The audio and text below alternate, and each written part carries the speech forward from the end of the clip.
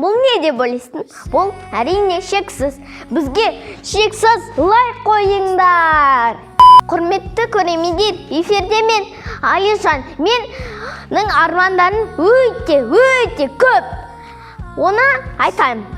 Құрылысшы, аспазшы, дәрігер, президент, көлік ойлап табушы, әрі де конструкторшы. Мен соларды армандайтынмын. Асты биік машина көлік жасайым.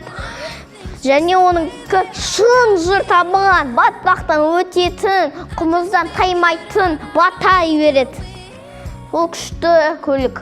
Мен оны бәрінен күшті ғып жасап тастайым. Дүрлетін жолдан сынбайтындай етіп қоям.